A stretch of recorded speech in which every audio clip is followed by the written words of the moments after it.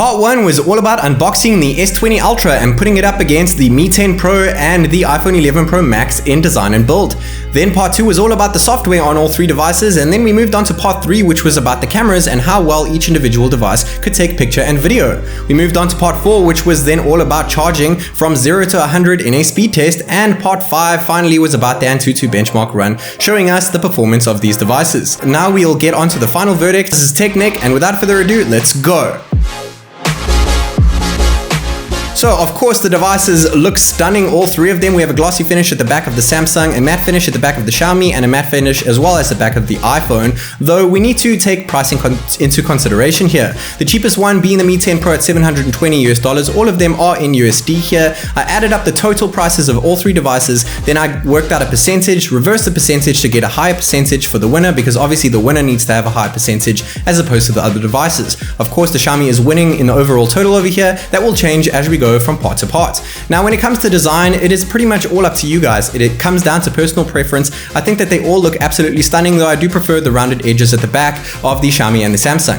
The Samsung is the only one that retains the micro SD card slot as well over here, and they all have pretty hefty camera bumps over here, the Samsung being the biggest and the ugliest, so they all have a sense of screen wobble effect when on a flat surface.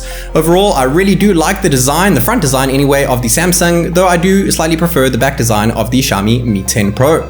It was all up to you guys though when we came to the poll results. 4.4 thousand votes, and you guys all voted Xiaomi in first, Samsung in second, iPhone last. I changed it up a little bit. Yes, the Xiaomi still came in first with 50%, but the S20 Ultra I put at 30% and the iPhone not too far behind at 20%, because the S20 Ultra still has that wonderful curved screen. The Xiaomi is still on top when it comes to an overall total. I have factored in your poll as well as my score into each individual part result. Now we'll be moving on to the software, and we have Android 10 on the two devices on the left. We also have a 90Hz panel on the Xiaomi, 120Hz on the Samsung, and just a 60Hz subpar panel on the iPhone. So of course, when it comes to speedy panels, it will definitely go to the Samsung, which also has a 1440p panel, and the iPhone has that as well, but it is locked to 60. Bear in mind the Samsung is locked to 60 frames when you do enable 1440p mode, which is a bit of a bummer, but the Xiaomi lacks 1440p altogether. I think there is the most amount of customization on the Samsung over here as opposed to the other devices. They all have their respective performance modes, and the only two devices that have really good voice recognition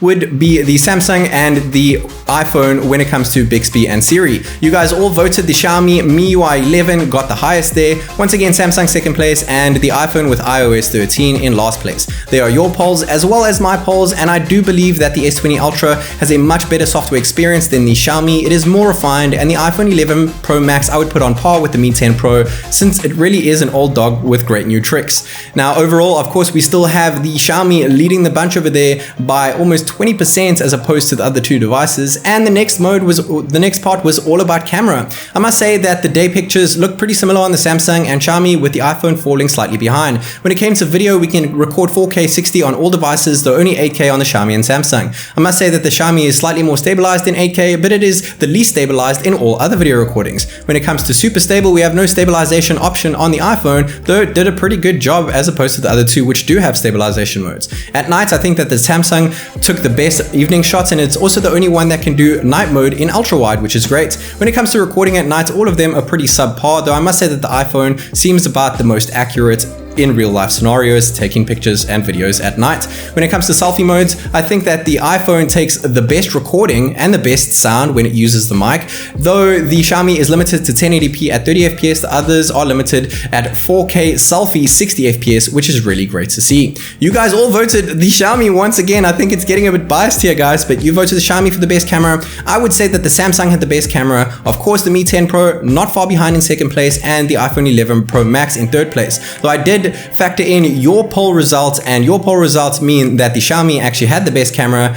Biased, I guess, but you guys are the community and you're the ones who voted, so you guys got that score for the Xiaomi. Overall, the Xiaomi is definitely almost 20% ahead of the other two devices. Part 4 was all about charging, and that is a no-brainer over here. A smaller battery compared to the Samsung. The Xiaomi has a 4500 mAh battery and a bigger charging wattage block at 50 watts of charging, so it got 47 minutes. The iPhone got 2 hours and 2 minutes, and the Samsung got an hour and 1 minute, though it does have a bigger battery. I have to give it to the Xiaomi with 47 minutes. I did another formula mode over here, adding up all the batteries, the time in minutes together and getting a percentage over here, and then I reversed it to get the highest percentage going towards the Xiaomi. High is better over here, even though usually low would be better, but I did reverse things so that we can keep things as easy as possible for you guys to read. So just 15% ahead now, the Xiaomi, as opposed to the Samsung, where earlier it was 20% ahead. The Samsung is slightly catching up over here, though I must say that the Xiaomi is still doing a great job.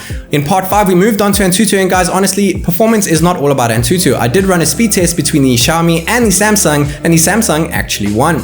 We are going to factor in heat over here as well as score, though we're just going to factor in heat at 10% and score at 90%, since score is what matters the most. The Xiaomi definitely did the best here at almost 600,000 points, and the Samsung under 500,000, with the iPhone being in the middle of those two.